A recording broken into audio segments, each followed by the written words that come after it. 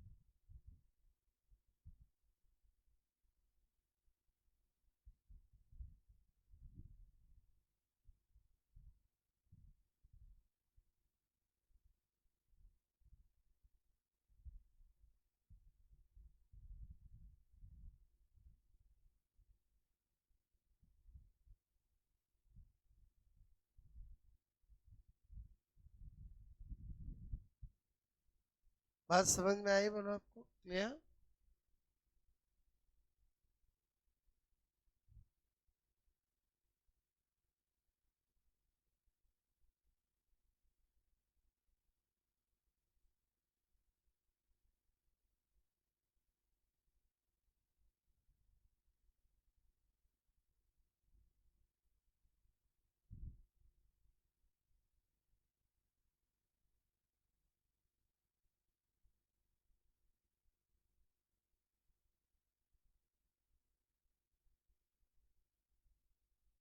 Okay, बताओ मैं बोलो।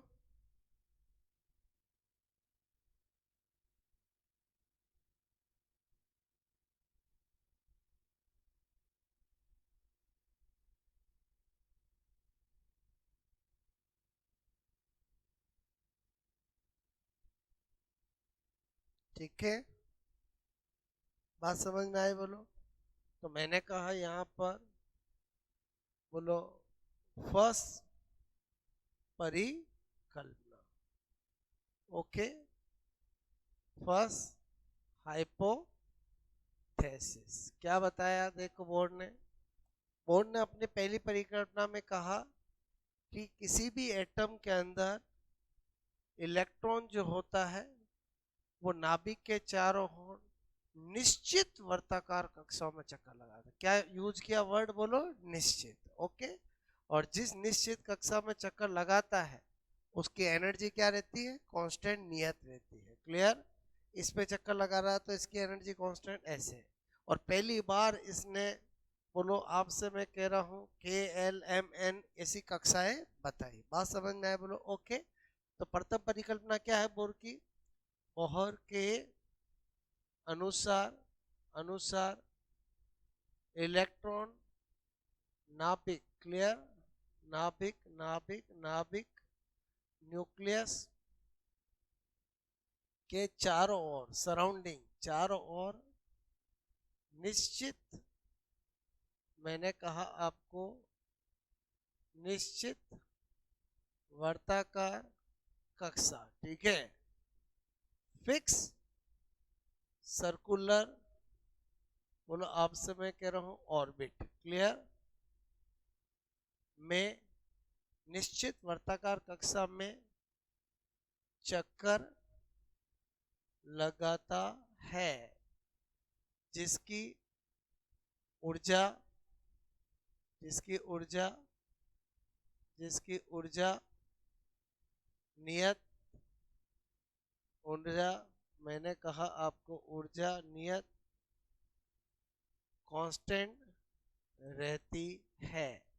ये फर्स्ट परिकल्पना दी, ध्यान है, ठीक है, इधर ध्यान दो पहले। यहां KLMN, क्लियर, या मैं लिखूं या मैं लिखूं या मैं लिखूं n बराबर 1 2 3 4, बोलो क्या है, कक्षा की संख्या, क्या है बोलो, कक्षा की संख्या, ठीक है। बोले तो नंबर ऑफ ऑर्बिट, क्लियर। अब इसने पहली बार कक्षा कक्षा कोई क्या बोला, कोस, क्या बोला, ऊर्जा स्तर, एक की बात है। उसने कहा नंबर ऑफ ऑर्बिट बोलो, सेल बोलो, एनर्जी लेवल बोलो, एक की बात है। और समझे समझे, मैं कहूं इलेक्ट्रॉन चौथी कक्षा में है, मैं कहूं इलेक्ट्रॉन चौथे कोष में है, मैं बोलूं इलेक्ट्रॉन चौथे ऊर्जा स्तर में है, और फोर्थ ऑर्बिट में है, फोर्थ सेल में है, फोर्थ एनर्जी लेवल में, एक ही बात है। पहली परिकल्पना, क्लियर, ओके। फिर इसने क्या किया बोलो आपसे मैं करूं, प्रथम परिकल्पना का गणितीय रूप बताया, प्रथम परिकल्पना का बताया गणितीय रूप, क्लियर, मैथमेटिकल फॉर्म ऑफ, मैंने कहा यहाँ पर math form of first hypothesis, okay. इसने बहुत अच्छे से बताया कि ये बोलो नाभिक है और ये इलेक्ट्रॉन चक्कर काट रहा है, क्लियर। सपोज दैट किसी भी कक्षा में होगा तो उसकी रेडियस होगी, बोलो, क्लियर। वो बोर्ड ने कहा, बोर्ड थोड़ा होशियार था, बोर्ड थोड़ा फिजिक्स भी जानता था। बोर्ड ने कहा कि ये जो इलेक्ट्रॉन है वो तभी चक्कर लगा सकता है जब उस पर लगने वाला नेट फोर्स 0 हो, और समझे सर, तभी कंटिन्यूसली चक्कर लगा सकता है। तो फिर आपसे मैं कह रहा हूँ यहाँ पर फोर्स की देखें, एक तो कोई भी सर्कुलर फोर्स, सब भी सर्कुलर मोशन करता है, तो एक तो फोर्स फिक्स है, सेंट्रीपिटल फोर्स, अभिकेंद्रीय बल। दूसरा, इलेक्ट्रॉन पे चार्ज है, प्रोटॉन पे चार्ज है, r दूरी है, तो इलेक्ट्रोस्टैटिक फोर्स भी लगेगा। ओके, दो फोर्स लगेंगे और वो उनका सम क्या होना चाहिए, 0। तो नेट फोर्स 0 हो गया, तो इलेक्ट्रॉन गति करता ही रहेगा। बोलो क्लियर। अब मैंने कहा एफ सी क्या है, अभी अभी केंद्रीय बल। क्लियर। बोले तो सेंट्रीपिटल फोर्स। क्लियर। और वो क्या होता है, m we square upon r होता है। एफ ई क्या है, मैंने कहा स्थिर वैद्युत की बल। स्थिर वैद्युत की बल, स्थिर वैद्युत की बल मतलब क्या हुआ, इलेक्ट्रोस्टैटिक फोर्स हुआ। बोलो क्लियर। और मैंने कहा वो तो फिक्स है, प्लस माइनस के Q1 Q2 अपॉन आर होता है। बोलो क्लियर, आर स्क्वायर। क्लियर, यही होता है। अब मैंने देखा यहाँ पर एक Q1 तो कौन हो गया, इलेक्ट्रॉन खुद हो गया साक्षात। एक Q2 कौन हो गया, नाभिक के अंदर प्रोटॉन। प्रोटॉन होंगे कितने, जेडी। बात समझ में। तो यहाँ पर अगर मैं इसको कन्वर्ट करूं तो मैंने कहा ये के यहाँ ई करूं, यहाँ जेड ई करूं, तो यहाँ आर स्क्वायर।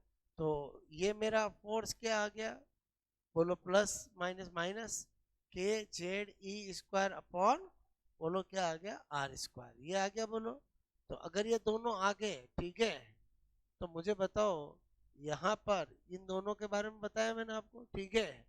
फाइनली यहाँ रखूं एफ सी का क्या रखूं, M we square upon R. इसका रखूं minus K Z E square upon R square equal to क्या कर दूं, 0। क्लियर। प्लस माइनस माइनस इधर आएगा तो प्लस। क्लियर। तो इधर आएगा तो क्या हो जाएगा, बोलो आपने देखा M we square upon R is equal to K Z E square upon R square. R से आर कट गया। क्लियर। तो फाइनली अपन ने क्या देखा, M we square equal to K Z E square upon R. ये बोर की first hypothesis का मैथमेटिकल रूप हो गया। क्लियर, बात समझ में आए, बोलो ओके। फिर बोर्ड ने दी सेकंड परिकल्पना। बोर्ड ने कहा मैं का कहूं चार तीन सेकंड हाइपोथेसिस।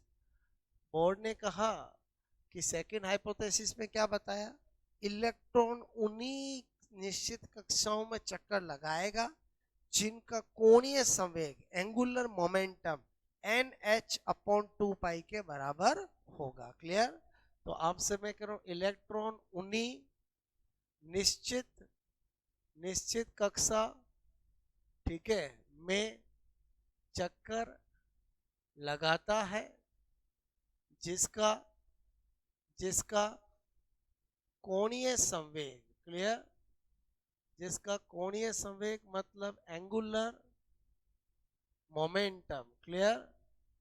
कोणीय संवेग angular momentum n h upon 2 pi, clear, के बराबर होता है। ठीक है। इसका मतलब क्या कहना चाह रहा है ये, कि बोलो कोणीय संवेग okay is equal to n h upon 2 pi. मैंने कहा यार बचपन से पढ़ा है, कोणीय संवेग होता क्या है, बोलो एम वी आर होता है। क्या होता है, बोलो एम वी आर। बात समझ में आए।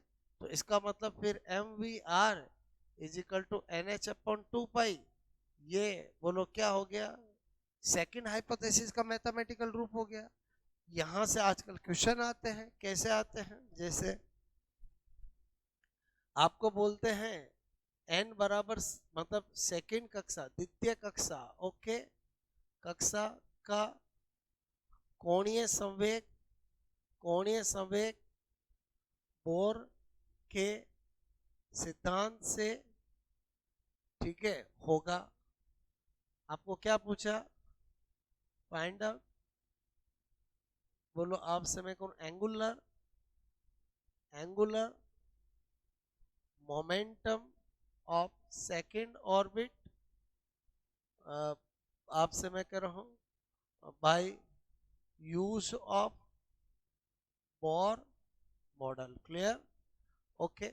ऑप्शन होंगे, पहला h अपॉन 2 पाई, दूसरा h अपॉन पाई, तीसरा 2h अपॉन पाई। क्लियर। और चौथा मैंने कहा आपको 2h/3 पाई। क्लियर? बहुत आसान। अपने को क्या करना है, क्या बोला गया है, कोणीय संवेग। कोणीय संवेग बोर्ड ने कहा था NH/2 पाई। यहाँ n क्या था, कक्षा की संख्या। कक्षा की संख्या बताओ कौन सी कक्षा दी है, सेकंड।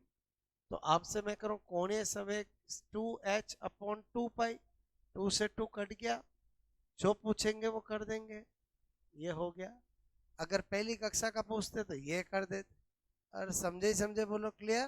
तो इसका मतलब हुआ ये चीज बड़ी इंपॉर्टेंट है, बोलो क्लियर। अरे समझे ही समझे बोलो ठीक है। मेरी बात समझ में आए बोलो। यहाँ n क्या है, कक्षा की संख्या। क्लियर? वही number number of orbit. Clear? Okay, note करोगे।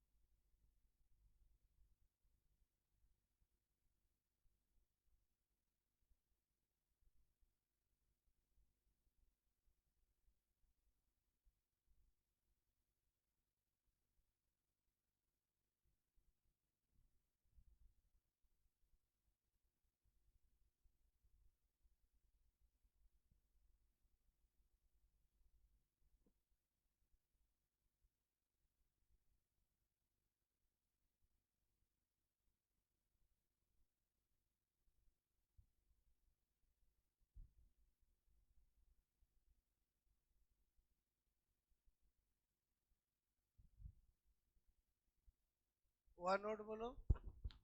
ओके, ये सब चीजें अपन बचपन से पढ़ते आए हैं, बोलो बात समझना।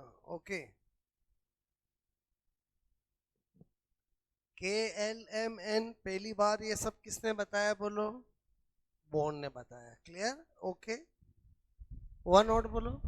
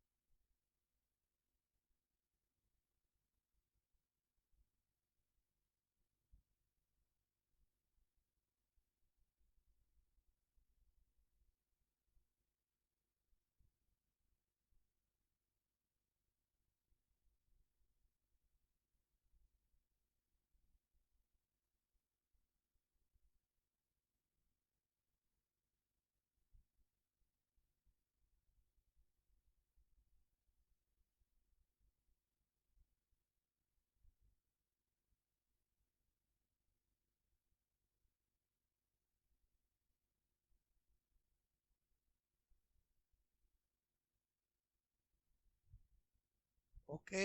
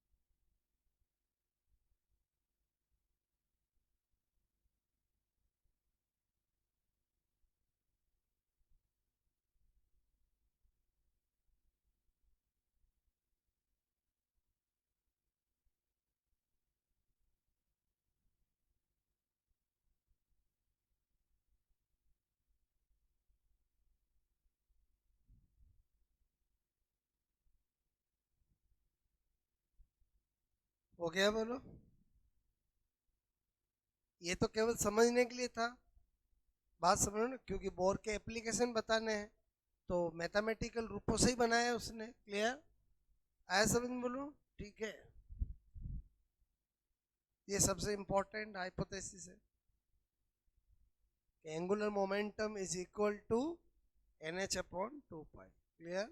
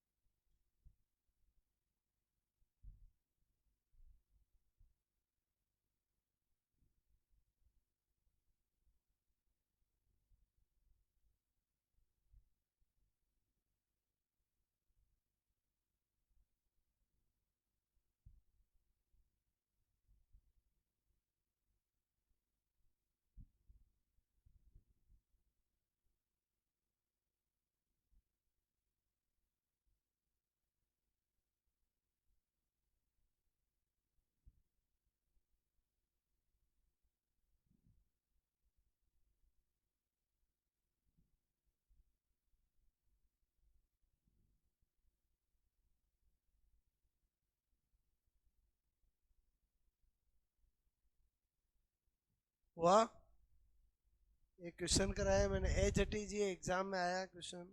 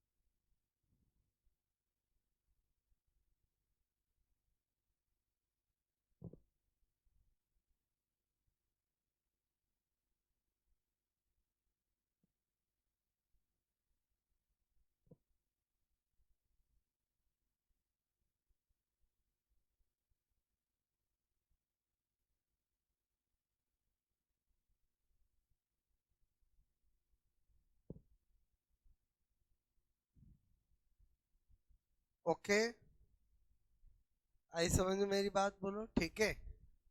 ये दूसरी परिकल्पना समझ में आई? बोलो आपको क्लियर? ओके।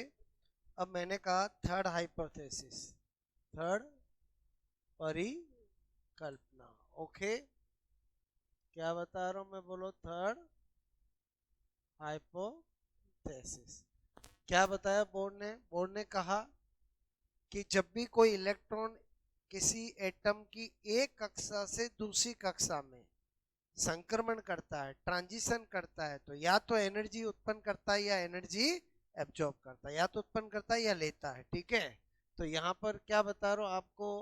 मैंने कहा मोहर क्लियर के अनुसार जब किसी एटम, परमाणु, ओके, परमाणु मतलब एटम में इलेक्ट्रॉन एक कक्षा, कक्षा बोलूं ऊर्जा स्तर बोलूं एक ही बात है, एनर्जी लेवल या ऑर्बिट से दूसरी कक्षा, अदर कक्षा बोलूं ऊर्जा स्तर, ठीक है, में क्या करता है? संक्रमण। संक्रमण बोले तो क्या? ट्रांजिशन। क्लियर? मैंने कहा क्या करता है? बोलो ट्रांजिशन। क्लियर? करता है तो ऊर्जा उत्पन्न, रिलीज या, ठीक है, अवशोषित, ओके, एब्जॉर्ब करता है। इसका मतलब हुआ कि कब उत्पन्न करेगा और कब अवशोषित करेगा। इसके लिए बोर्ड ने कहा, चेको मैं दो एग्जांपल से समझा देता हूं। सपोज दैट ये कोई एक एटम है, इसमें अगर इलेक्ट्रॉन हायर से लोअर में आए, उच्च कक्षा से निम्न कक्षा में आए, उच्च ऊर्जा स्तर से निम्न ऊर्जा में आए, तब तो वो क्या करेगा? बोलो ऊर्जा उत्पन्न। तब तो क्या करेगा? बोलो ऊर्जा उत्पन्न। क्लियर? तब तो क्या करेगा? ऊर्जा उत्पन्न। एनर्जी, एनर्जी क्या करेगा? रिलीज। सीधी सी बात है। और अगर अगर अगर अगर उल्टा हो, बोलो आपसे मैं करूं छोटी कक्षा से ऊपर बड़ी कक्षा में जाए, तो बोलो एनर्जी क्या करेगा? एब्जॉर्ब। बात समझ में आए? बोलो ऊर्जा अवशोषित, ठीक है, मैंने कहा एनर्जी एब्जॉर्ब, क्लियर, करता है। सीधी सी बात है। क्लियर? ये थर्ड परिकल्पना नोट करो।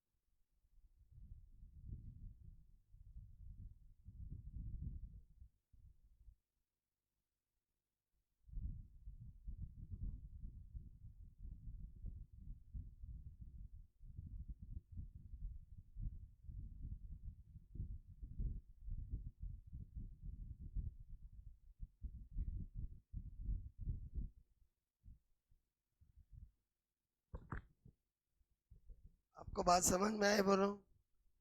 स्टेटमेंट में तो बोला ऊर्जा उत्पन्न भी हो सकती है और अवशोषित भी। कब उत्पन्न होगी बताया बोलो एग्जाम्पल से। क्लियर? ओके। जब उच्च कक्षा से निम्न में आएगा, जब निम्न से उच्च में जाएगा। ठीक है।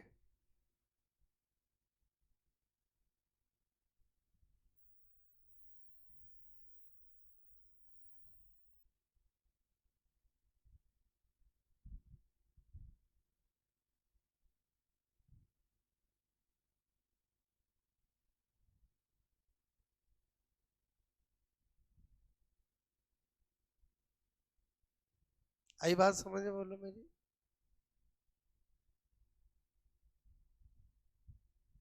ओके। ठीक है। तो बोर्ड ने अपने 3 परिकल्पना दी बोलो। ठीक है। अब आपसे मैं कह रहा हूं यहां पर मैंने कहा बोलो हम क्या कर रहे हैं, स्पेशल नोट। क्लियर? क्या कर रहे हैं? Special note. नंबर 1, बोर्ड ने क्या बताया? परमाणु की त्रिज्या। बोलो आपसे मैं करूं रेडियस ऑफ ऑर्बिट। बोलो एंगस्ट्रॉन, एक एंगस्ट्रॉन मतलब 10 की घात -10 मीटर। एक ही बात होती। बोलो क्लियर?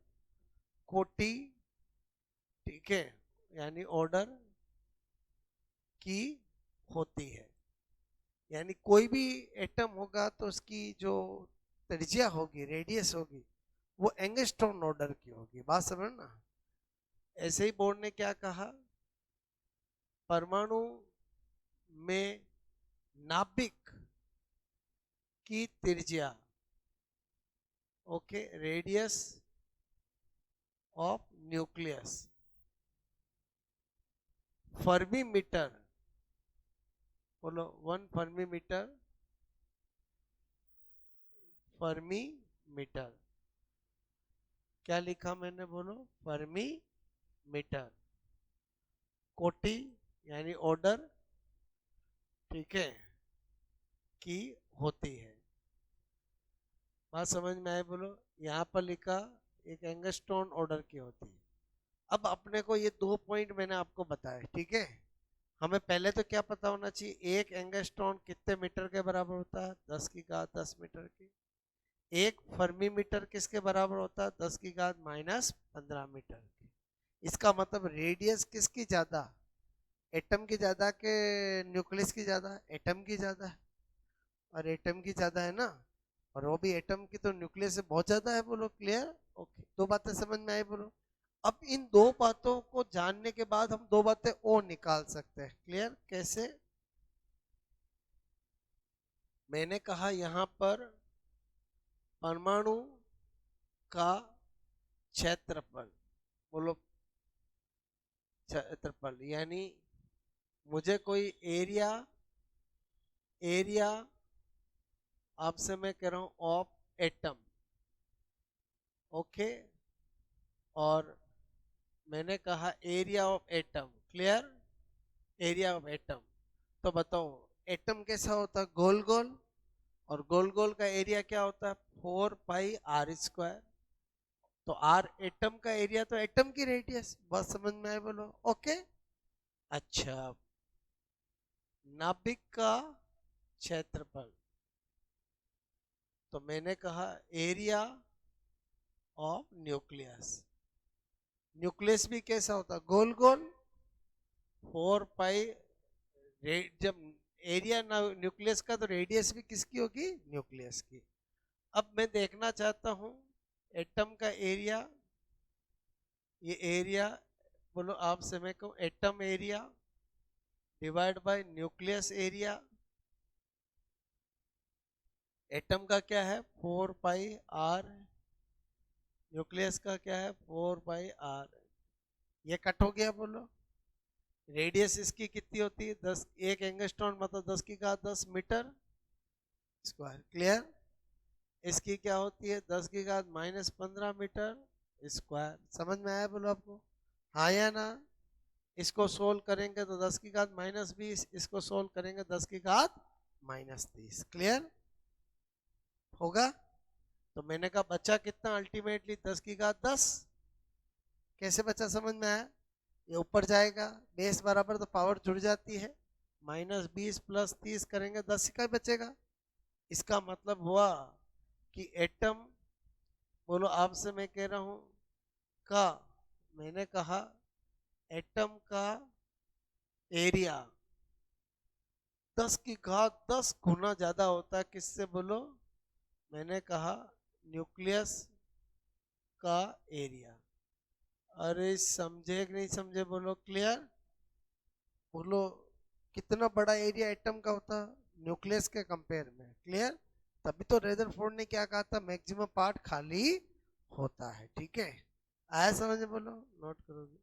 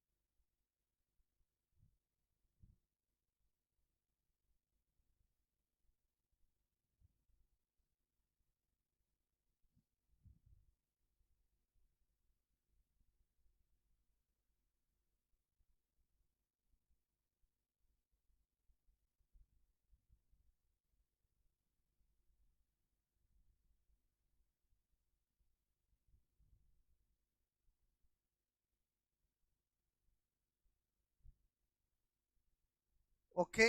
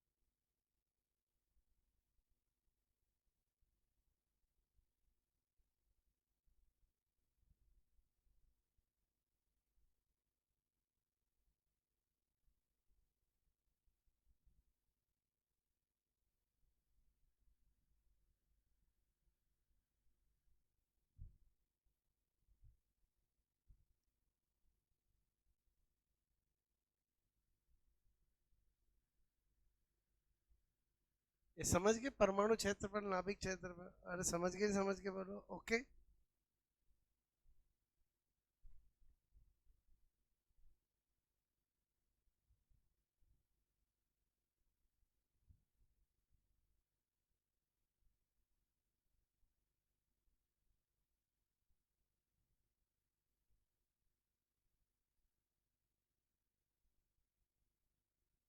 आई बात समझ में? बोलो मैं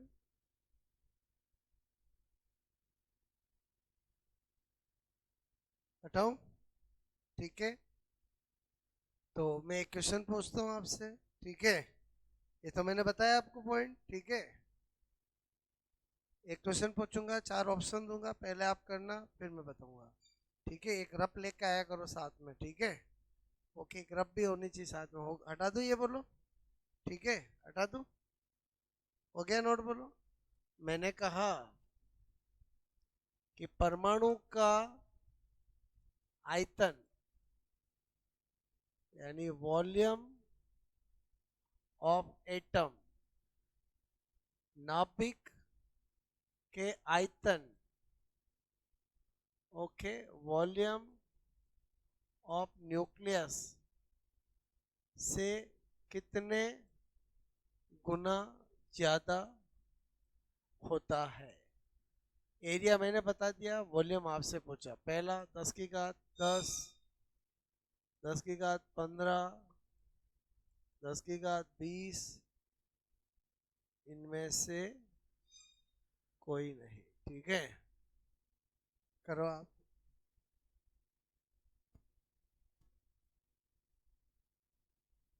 आयतन का फॉर्मूला क्या होता है जानते हो? बोलो। गोल गोल 4/3 πr क्यू। ठीक है,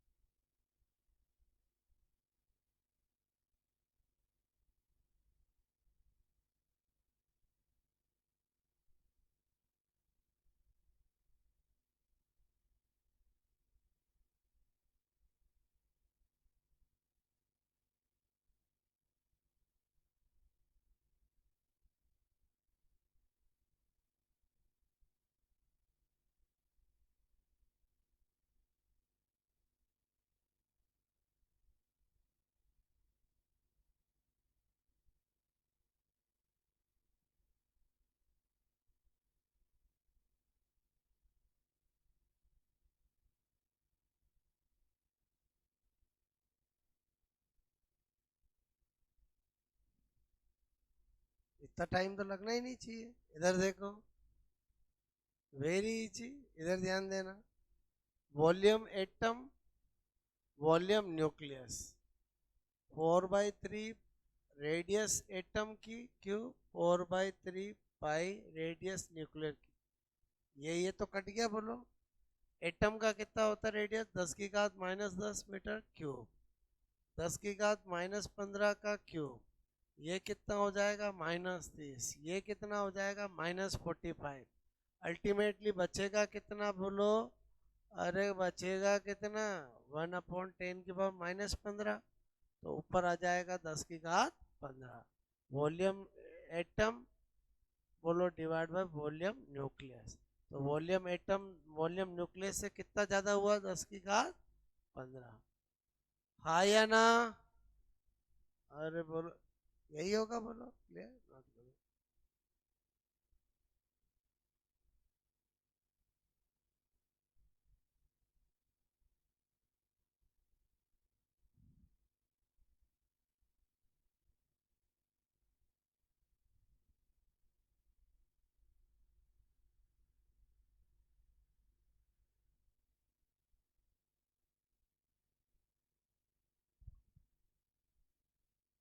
क्या सिखाना चाह रहा था? समझ में आया? बोलो आपसे। ठीक है,